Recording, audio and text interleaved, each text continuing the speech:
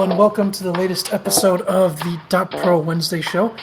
With us this week, I am of course your host, Korean Barbecue, with my co-host Woodshrew. Our guest is Sebastian Park, the CEO and co-founder of Archon. How's it going, Sebastian? Pretty good, man. I'm actually just a co-owner. The co-founder bit is very much I would just give directly to Amaz and Brent. All right.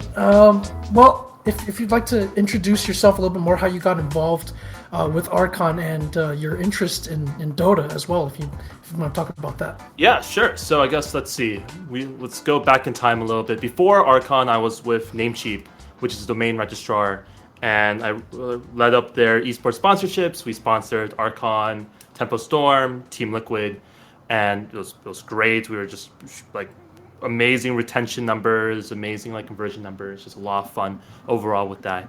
And then back around July, August of last year, the Archon guys asked me to come join and help them out on the business side and really push forward the multi-team aspect of Archon. And so that's when I joined on. Listening to you talk at your panel at South by Southwest, you have a wide interest in a number of sports, including, as you mentioned, like baseball, and so I found that to be really cool because this is something we'll talk about, the relationship between sports and esports. But can you talk about have you played Dota a lot before? Like, has that been a game that you've always been interested in, or like how did Archon make that decision to come into Dota? Yeah, so that's actually two questions, right? So the first question is like, why did Archon get into Dota? Archon got into Dota. This was before my time, and they got into Dota in a really strange way. Basically, Gerg, What Is Hip, reached out to Amaz and Brent and were like, "Hey, our boys just qualified for the like wild card matches at TI5.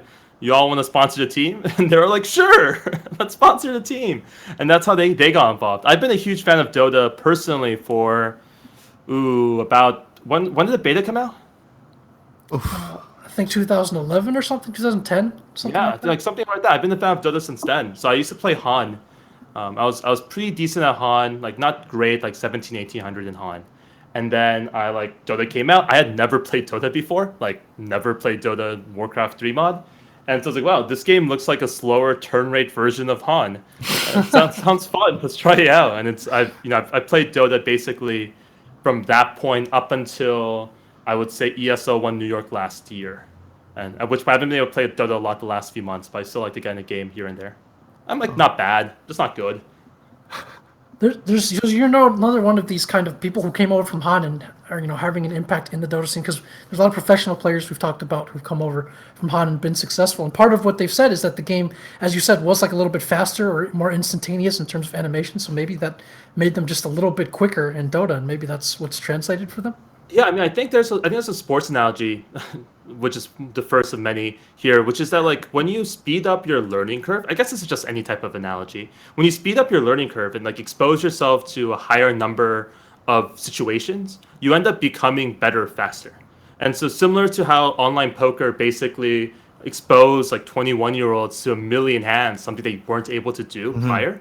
Like Han was great for Dota, right? Because it exposed you to these incredibly well-made matchmaking. People don't remember this, but like Warcraft 3 Dota didn't have matchmaking. Like it didn't really have a streamlined way of getting as many games as possible with the best heroes and the best actions and with all the different keybinds and all the different like macro and mechanical skills. And it was really like a fast course to like getting to the next level. I mean, even like Moo played Han before, and it's really fun to watch just how many people switched over from Han. And back pre TI3, like people would be like, "Oh, this is Han trash," and now you look at like the former Fnatic deck, and they're just all amazing players in this game. I think that's pretty telling overall.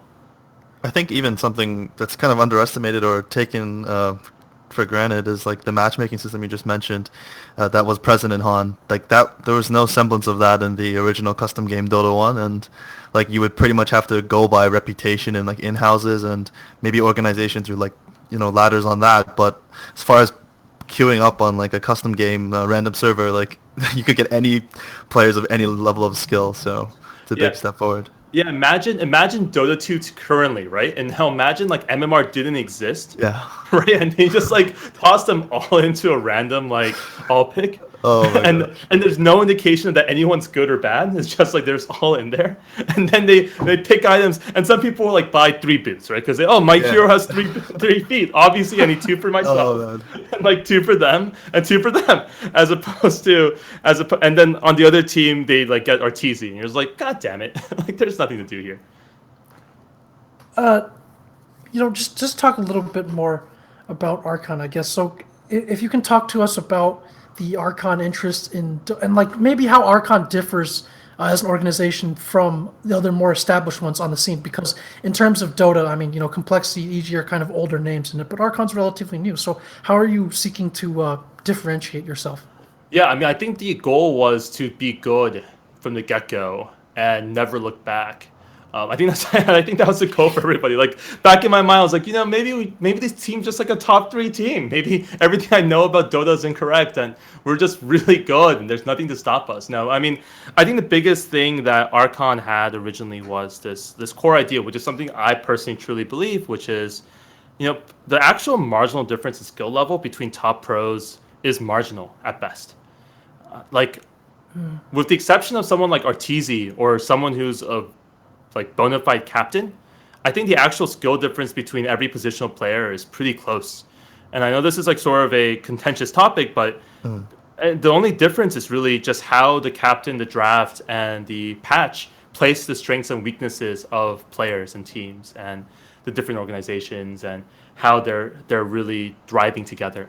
And so, given that our core idea was okay, let's find some guys it's good that had a good mix of like new talent and some veteran experience, and let's try to get them to a point where we're happy and comfortable with where they're at. And so that team was Team Fire back in October of 2015, and it was like it was 747, who was this up and coming mid player. It was Moo, who's now very much established off laner, but at that time he was an up and coming off laner.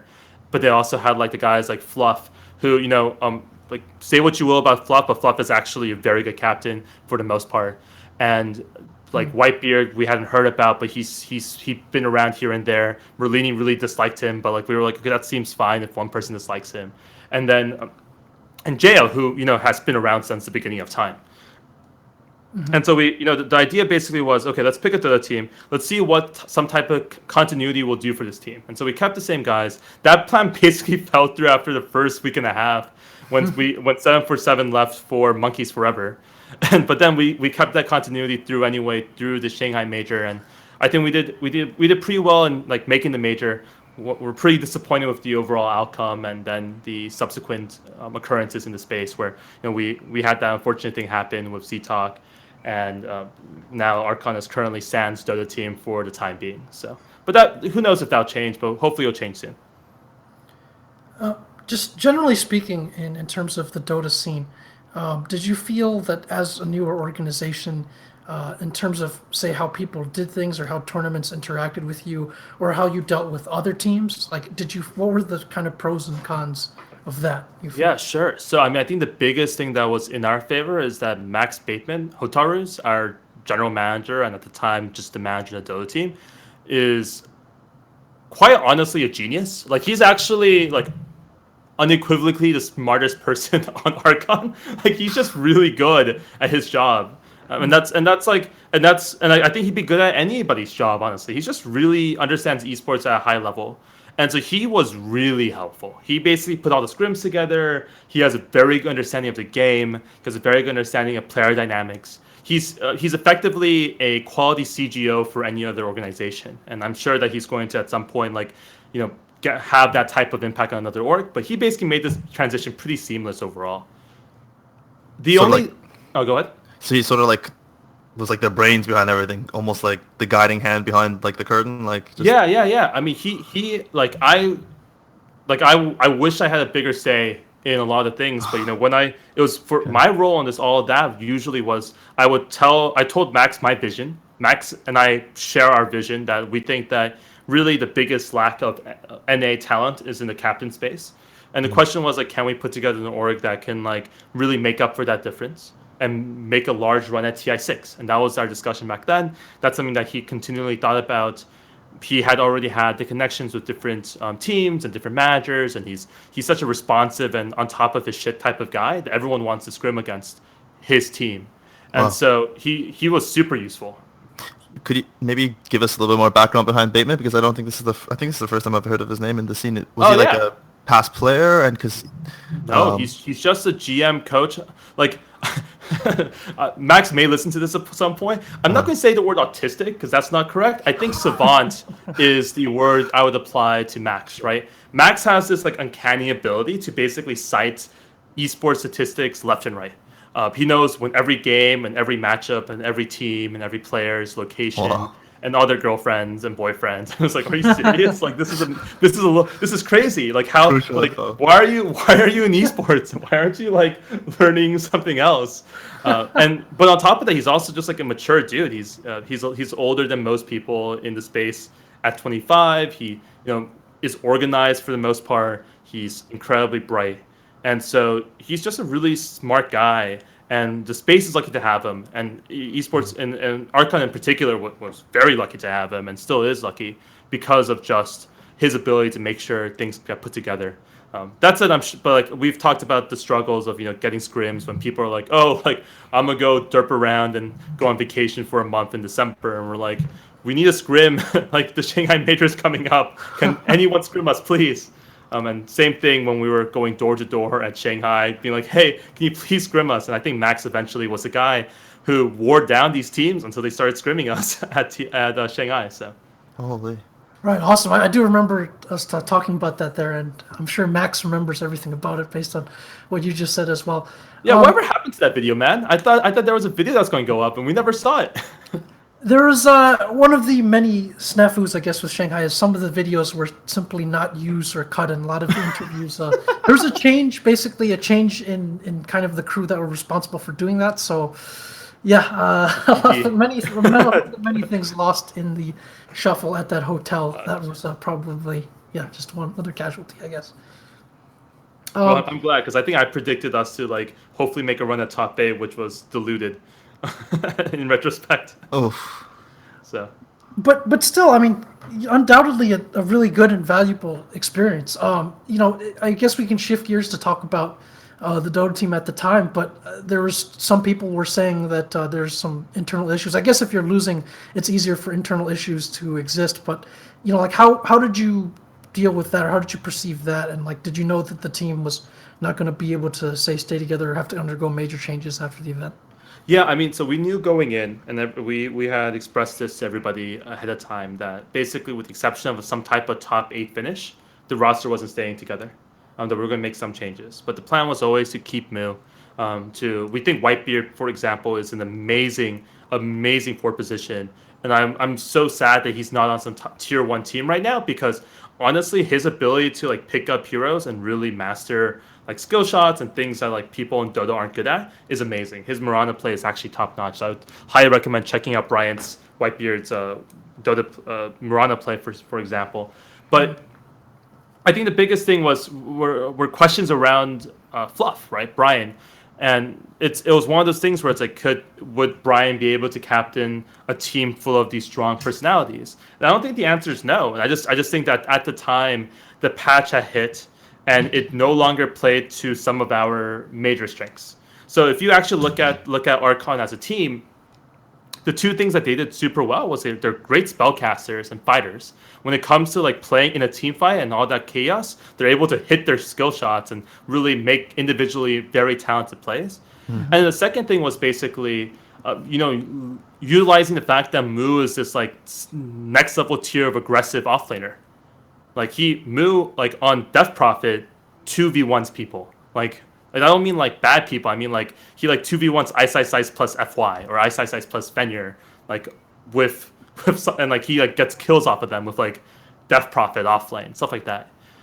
And so that was one of our biggest strengths, and we really lost that because we had to put everyone in these like heavy fighting roles in order to make up for our team's weaknesses and the patches implications on people's skill sets. And so that really hampered our ability to, really leverage our pretty wide hero pool. And so we ended up, as a result, having to shift into this mode where Monkeys Forever would have to play one of two heroes constantly, Invoker or Broodmother, and that really forced us then to put Moo on a more initiating, less farming offlane, someone who can make the big Arteezy-esque plays that we would want him to be on. And then that put additional pressure on Fluff and Whitebeard, because now not only did they have to like support Jo, who was, by the way, deathly sick the entire time. He didn't even party. Like, I've never seen Jo not party before, and but he was dying the entire event from a combination of food poisoning plus flu, I think. Which really affected his map sense. That is serious. Yeah, and so like his map sense, which is one of his best skill sets, was really affected. But that basically put additional pressure on Whitebeard and Fluff to create space, right? Because we have two farming cores now in the mid lane and the off lane and this bot lane, and we weren't comfortable putting Monkeys on a puck type hero because that didn't mesh well with the type of strategies that were happening in the off lane and the safe lane. And that like really made us far more one-dimensional than our trading leading up to it had. And that obviously caused a lot of strife, right? Because there's it's our job as an organization to be like, okay, we're comfortable with us making these decisions and this type of play style. I understand that you believe that you can just carry the game by yourself. And every good player thinks that like they can just carry the game by themselves. And so we needed to like work around that. Basically, was the biggest problem. And so, I mean, overall, I think everyone's still friends and everyone is getting along really well. It was just at that point, once that result came in, we had been together for about 6 months. The next lock-in period was another 6 long months, which is way too long. And the period in between was way too short. And we knew that TJO told us afterwards that he was leaving right away for Rave. And once that happened, we knew that we were no longer going to be a team. So, wow, that's a lot of stuff right there. That's tough. So Fluff, I think, is one of the more interesting players in NA because like he's been to TI obviously before with like Liquid, and he is kind of like almost a polarizing reputation as a captain. Like I think a lot of people like his drafts or the unique, confidence in his team that he has. But then other people are saying, hey, maybe he's like a different kind of leader. Maybe he's not as animated or as vocal as someone else is.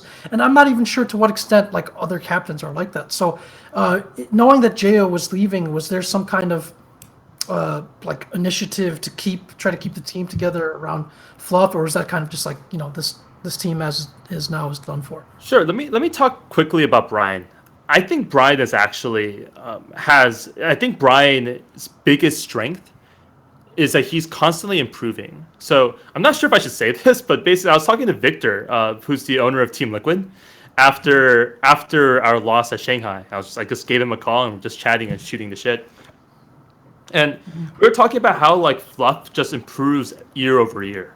Like Fluff today is infinitely better than he was at TI3 and TI4 that he was last year. Like he's just so good at what he does. His drafts are interesting. I think one of the things that he does more so than anyone else is that he really drafts to players' strengths. Now the criticism there is that like if you don't force your players to expand their strengths, then they become more one-dimensional. But I don't think that was the issue in this situation. I think it was very much a case that he could have drafted more non-conventional, more counterintuitive type drafts. But I think one of the biggest things that you can see from his drafting ability is if you look at the win rate of Archon at like 120, like 90 minutes plus, we're like basically undefeated. I think we like have like a 90% win rate at games that go beyond 60, 70 minutes. And that's a lot to do with the fact that the team comp that Fluff put together just strictly counters the opposing team comp. And so that's really cool there. But to your other point, which was like, do we build around Fluff or do we not? We talked to Fluff, obviously. I mean, we basically came back and let everyone know that they were free to pursue other things. And it was just a question of like, what could we put together? And so that's what we were looking at there. Is there like how do you go through? Well, you've talked about this a little bit, but in terms of acquiring players and trying to field a top flight team, like what's the Dota market like in terms of getting players, signing players? Is it like very different compared to other games, very difficult? Like what can you describe what that's like trying to acquire players? Yeah, in in League of Legends and in Hearthstone, and I suppose I don't have actually much experience in CS:GO, but I suppose in CS:GO as well, oftentimes the org is really spearheading the acquisition of players. In Dota, it's really player centric. It's very much y'all figure out who wants to play with you, and y'all let us know, and let's try these guys out. We would have loved to have done a much deeper tryout, but we only had 2 weeks to work with. By the way, by the time we were over at Jetlag and back in Vegas, where the team house is, we were already 2 weeks away, and we had to test everybody. And so what we were looking for were a few things. We were looking for people who were shunned by their communities, who were people who were not necessarily considered. Who we knew to be super talented, but maybe just deserved a second chance. We were looking at a lot of those guys because there are a ton of really talented people we thought that would work well together. A couple examples that we were running originally were people like Ritsu, for example. He's really talented at Dota. Now there's some questions as to his decision making about the other parts of the industry, but in terms of his actual ability to farm out of his mind, I don't think I think he's a top 3 farmer in the world, honestly, in terms of pure ability. And so I was looking at that, and then also most importantly, the thing that we looked at most importantly was looking at styles. The type of stylistic play that a team that has Moo on it is very different than a team that has, for example, who's a good example for this? Circa 2013 Speed Gaming, EE teams, the Eternal Envy teams were very different, right? And the only time that EE ever shifted his strategy about his play was when he was coupled with another all-star level talent like Arteezy, right? And that team has morphed their way around it. And another good example would be MMY, Mamma Mia, plays a very specific type of way when he brings his team to the top tier.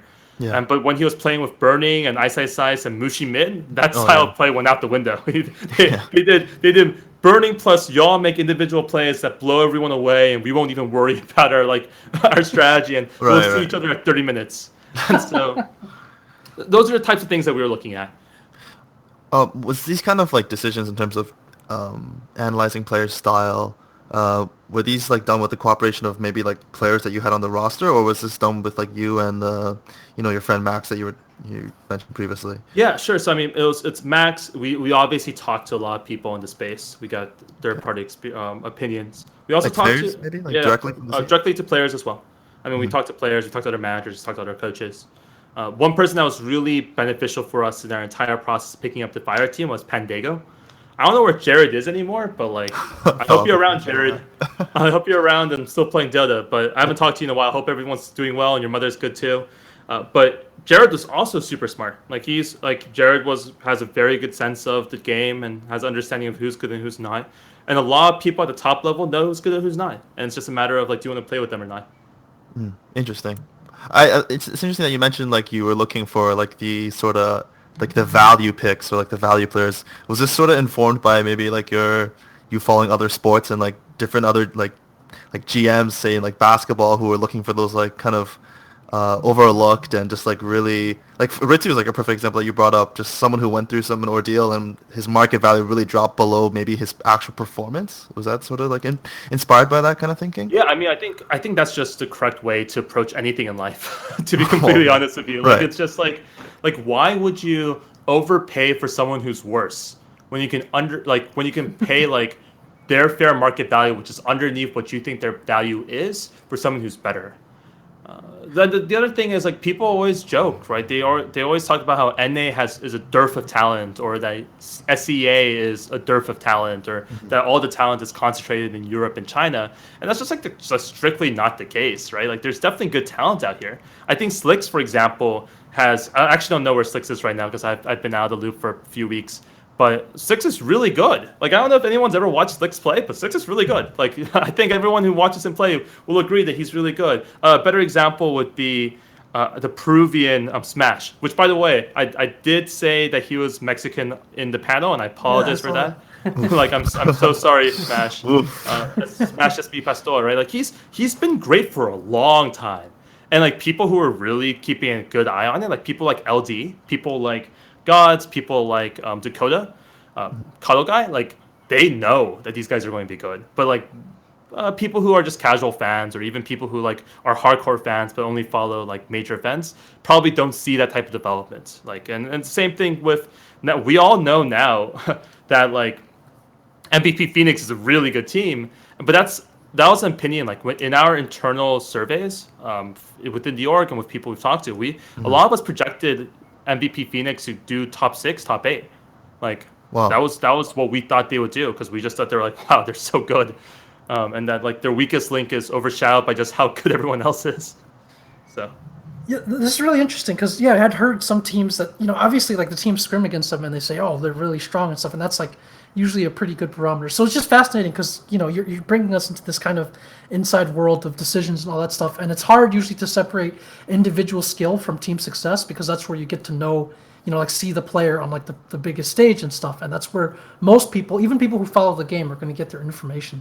I mean, there's a lot of that honestly comes back to caster bias, unfortunately. I think a lot, and this is really unfortunate, but like guys like Whitebeard don't like talking to the media. He just like doesn't like he likes playing Dota, man. Like he loves playing Dota. He likes Korean barbecue. He likes Dota. Like these are true facts about Bryant. But if he was better friends with people, people would note that he makes these amazing plays all the time, and that sometimes his team doesn't follow up necessarily, but that's not his fault. Like he was told to go in and he was told to die. It's not his fault that he died. Same thing with Monkeys Forever. Like Monkeys Forever back in November, we had him on offlane Earthshaker like every game for like a month, and he like was but offlane, I mean like we put him there for 15 minutes with zero help for 15 straight minutes because we were trying out this new strategy, and people were just like developed this opinion of him that's like, wow, he's just so bad. He never has any game impact.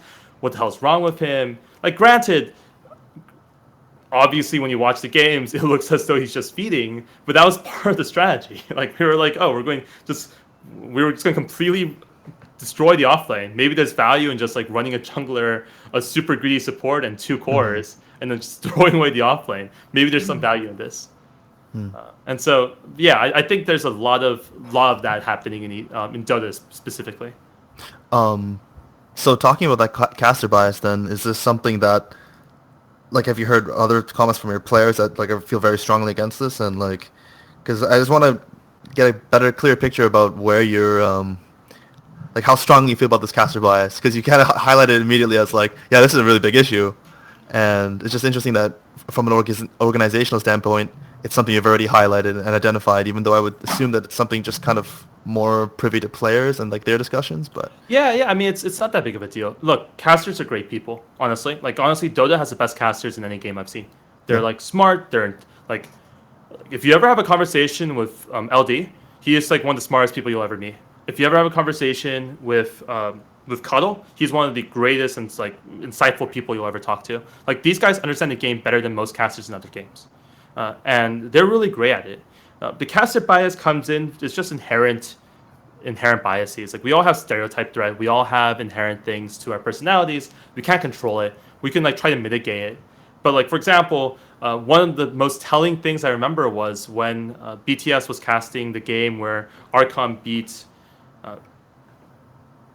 I think we beat Complexity to make it into Shanghai Major, right? They like panned to the couch and everyone was just like, whatever.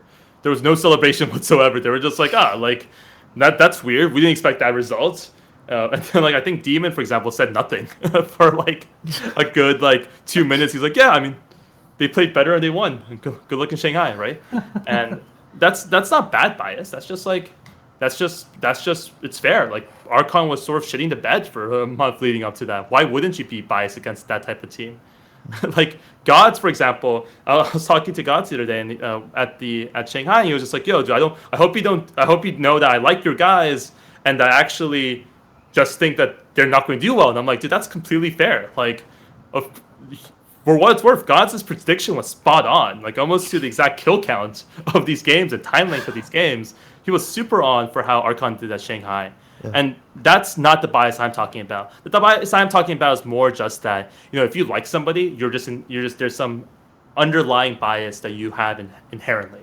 Like I like Jack. I like Korean barbecue, and so like I'm going to be nicer to him than if I didn't like him. And so there's a lot of that's why I'm Makes talking sense. about.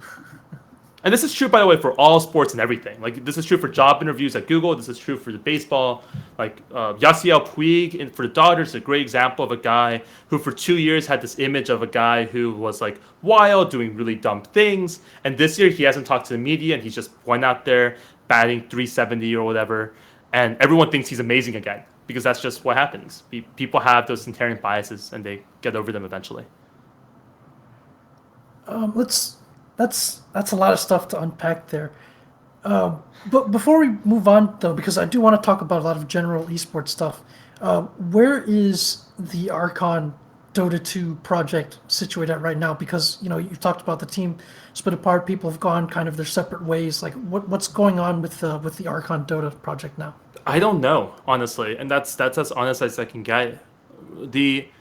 Unfortunately, the lock-in basically makes it so that there are two things. One, it forces people to create good teams and they'll be together for the next 6 months. Yay! I'm totally for more lock-in and better systems. Unfortunately, what that means for us as an org is that we just won't have a team unless we pick up a team that's already qualified or wait for an open qualifier, and that's just the reality of the situation. And so I don't know what Archon does from here. I don't know if we try to put together another group of guys. We made a good faith effort, and maybe we'll talk about that some other time. But we made a good faith effort to try to put together a couple of stacks, and it just didn't work out. And sometimes that's what happens. But it's important as an organization not to make mistakes. And a mistake would be to put together a group of guys you don't have faith in, pay them a lot of money to basically not play the game well. And that's something that Archon's never going to do again. Or frankly speaking, I don't think we ever did. So. Are you going to?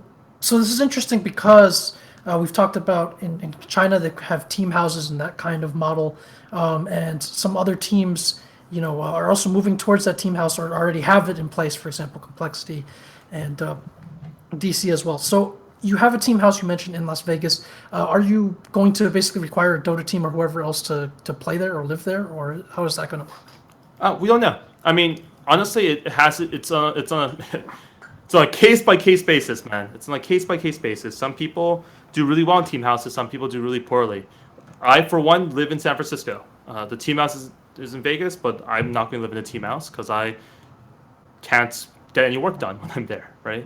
And but some people live amazingly in team houses, and so it's really on a case by case basis. Obviously, if we were looking into importing some guys from Europe and Asia, and if that happened, they'd have to live in a team house for visa reasons. You mentioned earlier that in perhaps unlike other games, in terms of when it comes to personnel, roster decisions, or putting together a group of people that they want to play with, players are very powerful in the Dota scene. This is a general sentiment that I've just heard expressed. Can you talk a little bit more about how that maybe changes how you deal with Dota as a game that your organization wants to sponsor? And, is that necessarily a good or bad thing? What are the pros and cons of that from your perspective? Yeah, sure. So, good and bad things. Okay, so the good thing is that players have more power, which is great. And I'm not saying even that facetiously. Players are the most exposed people to getting screwed in this industry. That's just true. Anyone who's been in esports for more than a couple of years knows what it feels like to not get paid, knows what it feels like to have something going for you and then get screwed over. So players are in the most vulnerable position at all times, in part because they're the closest to the financial repercussions of decisions like that.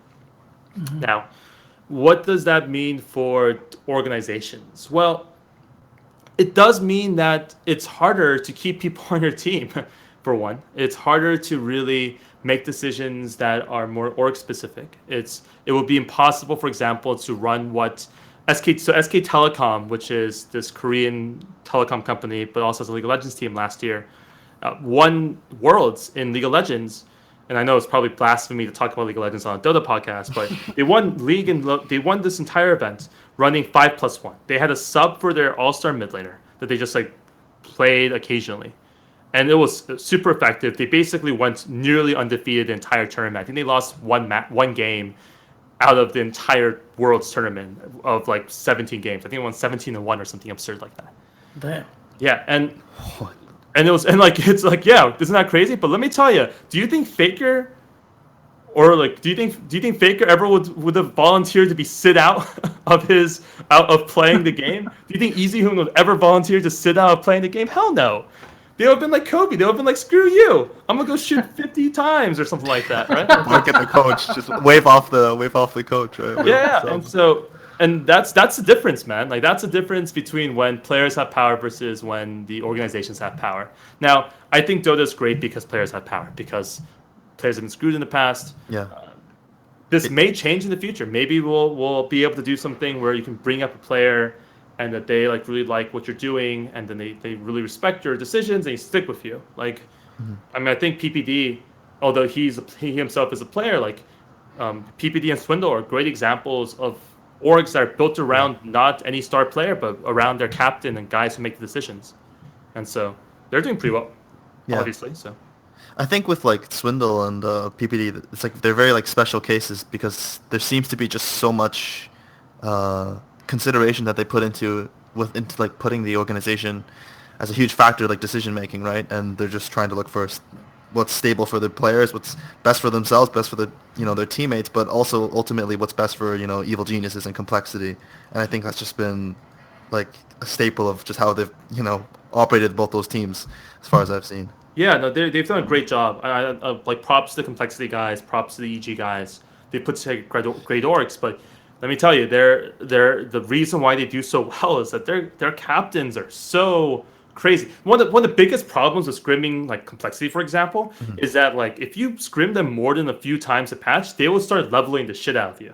They will like start like understanding your pick orders. They'll have a complete representation of everything you do as a team, and they'll counter pick you and pre. It's like dangerous. It's just like, I mean, like it's not dangerous. It's just not as good practice. Very few other captains have that level of cognition to like match that. I mean, I think Puppy does. I think something. Game. When Ender just keeps going up against the bugs and it just gets harder and harder every time, they just start figuring them out. Yeah, Swindle's definitely on that level for sure. And so it's one of those things where it's like it makes it harder to scrim against those kinds of guys. Well, we've seen like teams in China even begin to put more like personnel decision making into like the hands of the coach. Like for example, like I think the really famous Chinese coach, like 7-1 or something like that. He was like just as responsible for like discussions about rosters and stuff like that. And maybe is that something you would consider in the future if you really found someone that you could trust? Like, because it seems like right now it's by committee, right? With like Max and even Pandago and yourself, and trying to build a scouting report. But like, could you see yourself like an organization built around a coach as like a sort of a leader? For sure. I mean, that sounds great. I just show me a guy who's good enough, and we'll definitely consider it. It's at this point, there's in League, for example, the coaches are amazing already. Yeah. In Dota, coaches are generally players who didn't qualify for the major. Right? Like that's a huge spread, and so we'll get there eventually. It's just a matter of time. For the time being, we'll enjoy the Wild West and watch some good Dota. Fair enough. You talked about on the panel, which we're definitely going to plug when this episode goes up. You talked about streaming and how that's changing the medium by which people watch things. So this has become an issue kind of separately in terms of Dota because you have huge sponsorships from streaming being given as a reason potentially for teams or players having too many other obligations outside of practicing competitively or playing with their team. And also there are now rumblings that the streaming is, for example, Chinese companies, whoever else, can start offering players outside of the Chinese scene. And so how do you see that being an impact on the scene, especially because we've talked about how powerful players are, right? So does that potentially create a conflict of interest at some point? So this is sort of something I've been like dealing with a lot, especially since the talk. I've been thinking even more and more about this, and I think one of the biggest problems we have right now is that we conflate live streaming, and esports all the time, right? Like if you open up a Twitch page, and if you hear me typing, I'm just gonna open up a Twitch page real quickly to just get some better information. Let's click on Dota real quickly, right? Like, are the top people who are streaming professionals? Yes, PBD is professional. Right. And Illidan is a pro, right? Yeah. And that's cool. Good for them. Have fun that you're streaming. But in reality, like the top streamers shouldn't be necessarily pros. I think streaming is its own industry. Streaming is reality television. Like you get to watch people do hilarious things, right? And then esports is another industry. Esports is playing professionally at the highest level. If Kobe knew that his practices could be used against him, do you think he would have practiced on television? Hell no. Like he would keep that stuff secret. No chance. And this is stuff that people don't remember. But back in 2011, back in 2010, we used to think that streaming was one of the big reasons why North American StarCraft players were doing so poorly, right? It's like, oh, like all these Western guys stream all the time and make YouTube videos while the Koreans just practice. Maybe that's why they're so much better. And I don't think that's that far from the truth. I think there's definitely a lot there in terms of like why we should keep these two things separate in the future. And they're going to be separate in the future. Here's the problem right now. There's not enough money in esports right now to justify doing pure esports. And I'm saying this not only for players, but for organizations, for any of us in this space right now. The space is still too small to do it full time. Even though we all do it full time. Like in terms of like actual amount, esports by itself. Now, in order to get over that, we've like conflated and included ourselves in this like Twitch ecosystem, this like live streaming ecosystem. I guess I should probably mention Hitbox, Azubu, the other ones, YouTube, good enough. YouTube, Social Cam, etc. But like we've included ourselves in that industry in order to like widen the amount of money that's available to us in this space. But in actuality, I still don't think that's the correct decision, and I actually don't think that the industry is going to move in that direction in the future. I honestly believe that we're going to move more towards traditional sports. I think we're going to move towards leagues and majors and really large events and money derived from brand value versus viewable hours. And so that's something that I think that's one of the biggest things you're seeing in China right now. Where, look, if you make so much more money streaming than you do playing, why play? And I think you saw the results of that at the Shanghai Major. So, like in this current state, especially from your perspective, and the North American streaming community is just not to the scale of the Chinese community, like in terms of the numbers, right? You think this like kind of supplemental income for these players is just something you don't need to interfere with at this point? Yeah, I mean, I don't know what to do about this, but here's an example. There isn't a single professional Hearthstone player who is worth just by themselves, just in terms of tournament play, unless they stream more. Like unless there's just the streaming is such a big part of that environment and ecosystem. Yeah. In Dota right now, like if Peter gets offered $2 million a year to stream Dota and quit EG, he should take that money. Hell yeah, he should take that money. Peter should take that money. He should go to Dolores Park, drink all day, and go stream Dota in the evening. Like that's what he should do if he's offered $2 million a year to do something like that. Mm-hmm. And anyone who says otherwise should reflect on what they actually think that they would do in that situation. Yeah. And so, with that in mind, I can't in good faith say that they shouldn't take that streaming money. Totally take it. I just hope that esports, evolves and gets to the point where we can support players and industries without streaming, and streaming being only a subset of it as opposed to all of it. Yeah, it makes a lot of sense what you're saying in terms of trying to move these two things like the divergent, because like I can probably point to a bunch of players who are negatively impacted just by their streaming and how they were broadcasting what they were practicing, because they would be streaming 10 hours plus a day. Like you can think about it, RTZ, Eternal Envy, like what they're working on in their pubs is right there for everyone to see, and you can probably check the viewers list, and a big number of those players of the viewers are probably professional players just scouting them out, right, and seeing what ideas are being applied in pubs. So. And you mentioned speed gaming previously, but like I don't know if you recalled or you were following the Dota scene at this point, but with Sing Sing, when they were on like Cloud9, I remember he took an extended break from streaming, and there was like this like Twitch meme like 10 years since Sing Sing's been streaming. Yes, like since Sing streamed the last stream. Yeah, exactly. Okay, so you do. It was probably.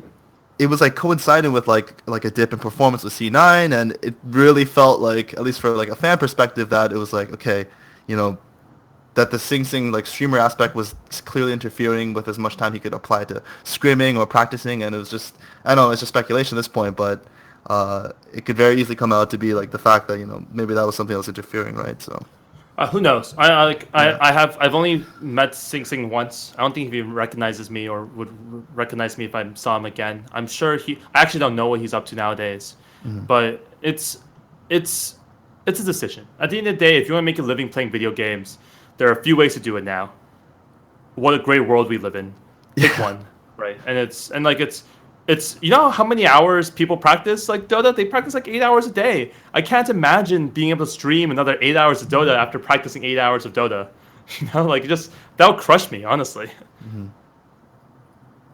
You brought up a lot of interesting things there. One of them is kind of this sustainability arc, because also from the player's perspective, right? You don't really know how long the game's going to be around, or how long like you're going to be able to cash in on your skills or your place, because again, new hands are coming in all the time. And so as a corollary to that, you know, this is a hard question, but in terms of Dota, like have we reached our peak? Like do you think Dota, what do you think Dota is? Like how much life do you think is left in Dota as a competitive game, or with VR and stuff coming out? So, couple questions there. One is that VR, I think people are overrating VR, just as a rule of thumb.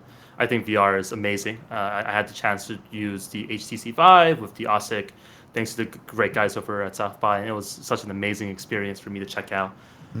But by no means is that going to replace Dota in the next 2 to 5 years. Like VR won't be there in time. Like it's like mobile gaming has been around for 5 years, and only now do we start seeing games that are absolutely amazing on mobile, right? Like takes some time to get there. Yeah. How long Dota is going to last as an esport really depends on what Valve does. As sad as that's to say, like Valve has a lot of the keys to making sure this environment either thrives or fails. League of Legends and Riot, I don't particularly think Riot is the best company in the world, but they make some really great statements. They made the statement that they want League of Legends to be around long enough for your kids to play, right? Like that's a huge and bold statement to make, and that's not something I've necessarily heard from Dota and from what Valve is talking about. The second thing is just in terms of growth.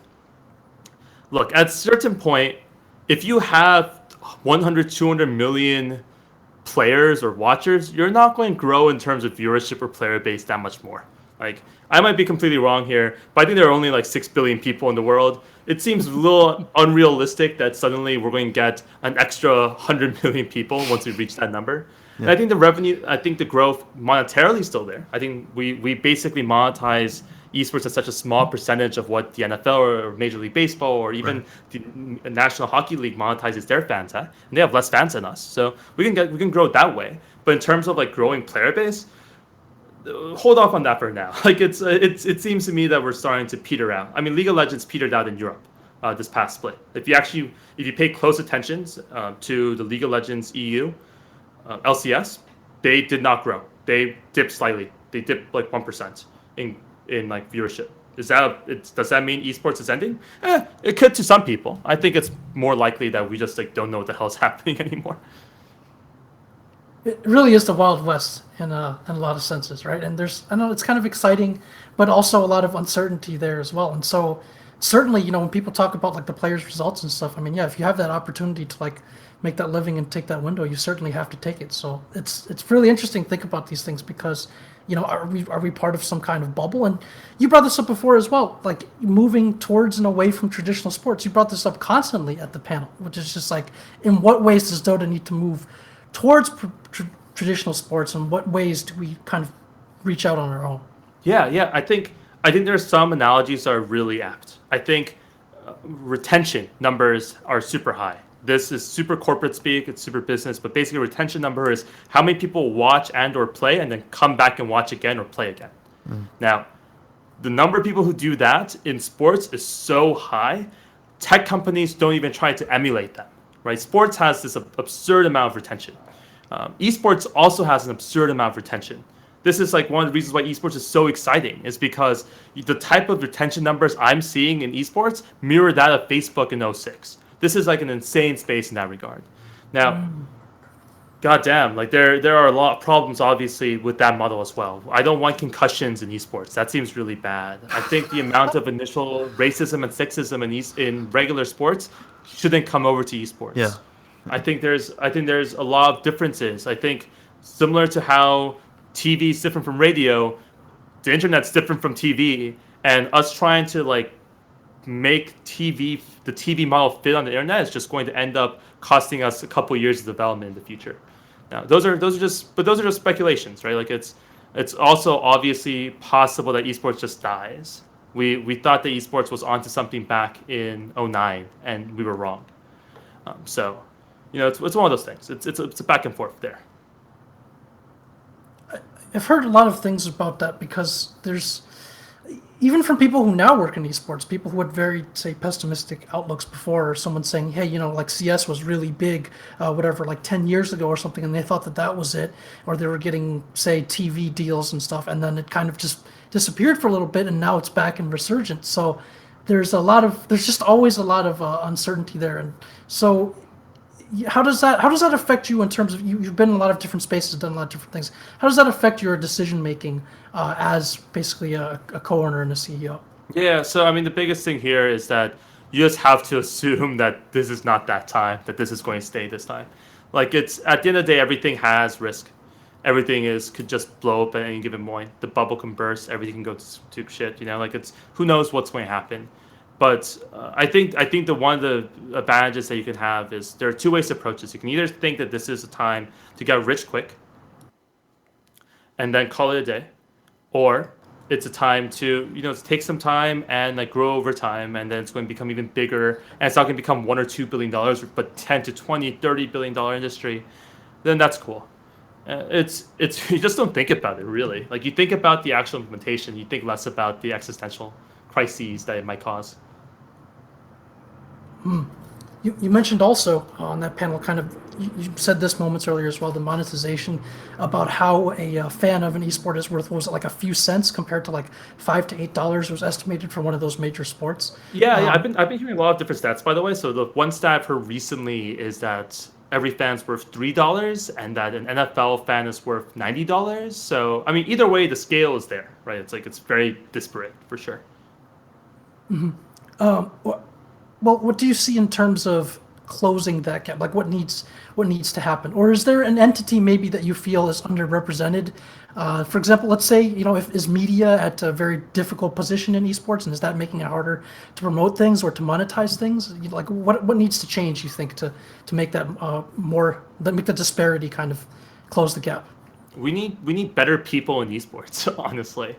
We need smarter and better people in esports to start closing that gap. That gap isn't going to be closed by one person doing everything for everybody. It's not going to be closed by some like giant org like WME, IMG coming in and closing everything. It's going to be closed by a group of different people who are independently very intelligent and capable, making overall improvements to the monetization and abilities of the industry as a whole.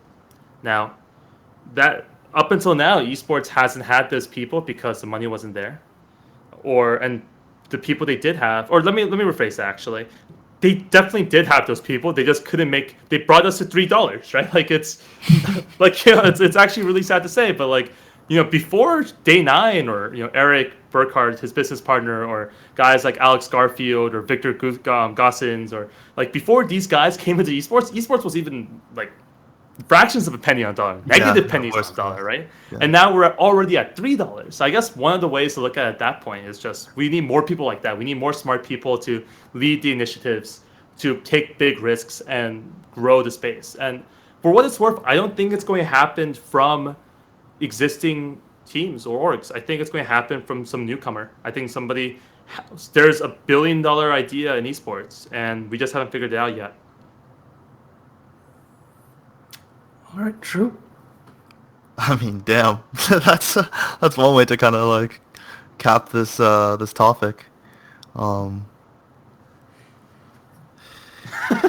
mean, yeah, that's a lot to digest. Just because, like, I mean, you have like a very unique perspective, right? Like, we can talk to you about Dota, we can talk to you about your organization, but you have such a broad view about just like esports in general, and it really expands our perspective for this Dota themed podcast, because you're able to see like so many things behind the scenes and talk to so many people who can talk about like the growth of this industry at a high level. So it's just it's just very interesting to hear you give us your insight on this. No worries. I mean, I think the biggest thing that we have to as a space do is just educate the world on what we are. Like this is So one thing that I was thinking about the other day, I was thinking like if we were to create a new brand in esports, like a completely new brand in esports, it's important to know that like esports needs to mirror something that's traditional sports has, which is I think the coolest thing about traditional sports.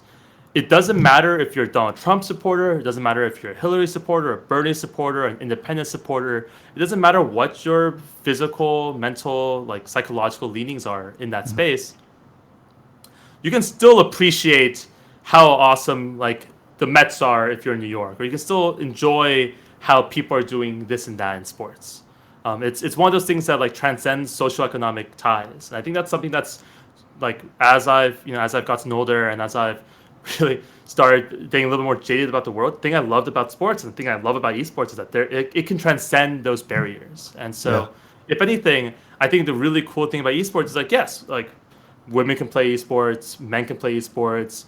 You can be gay, straight. You can be poor, rich. You can be Peruvian, American, Chinese, French. Like it doesn't matter, right? Like and that's so awesome. And I think that's one of the things that I think really makes me excited about this space, and something that I hope that we continue to like encourage. There's obviously a lot of negativity specifically about sports franchise, specifically about gaming, but I hope that doesn't fall into esports as well.